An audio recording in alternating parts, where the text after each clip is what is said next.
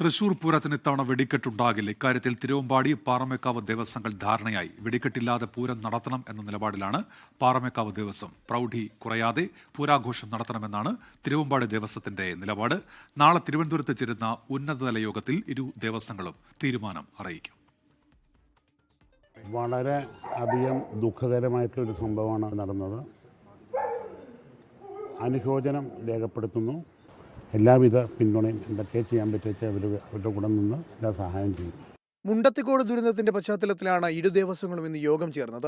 വെടിക്കെട്ട് ഒഴിവാക്കാം, പക്ഷേ പൂരത്തിന്റെ മറ്റ് ചടങ്ങുകൾ മുറ പോലെ നടത്തണമെന്നാണ് പാറമേക്കാവിന്റെ നിലപാട്.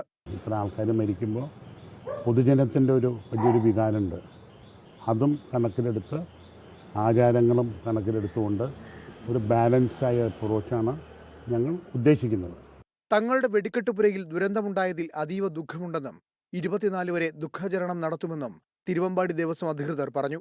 എങ്കിലും വെടിക്കെട്ടൊഴിവാക്കി പ്രൗഢിയോടെ പൂരം നടത്തുമെന്ന് തന്നെയാണ് തിരുവമ്പാടിക്കാരുടെയും നിലപാട്. നമ്മൾ 24-ാം തീയതി വരെ ദുഃഖാചരണം നടത്തുക.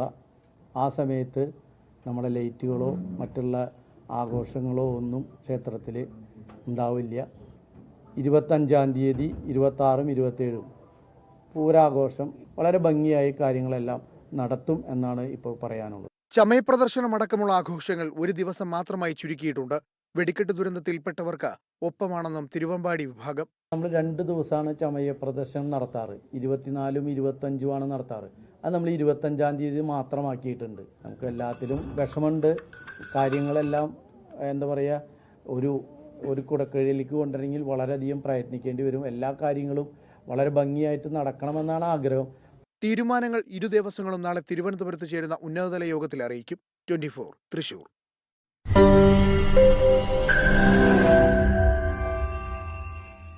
ലോകത്തെവിടെയായാലും ഏത് സമയത്തും 24 വാർത്തകളും ഓഗ്മെന്റഡ് റിയാലിറ്റി പാക്കേജുകളും എക്സ്പ്ലെയിനറുകളും വിശദമായി കാണാൻ ഞങ്ങളുടെ യൂട്യൂബ് ചാനൽ നിങ്ങൾക്ക് സബ്സ്ക്രൈബ് ചെയ്യാം.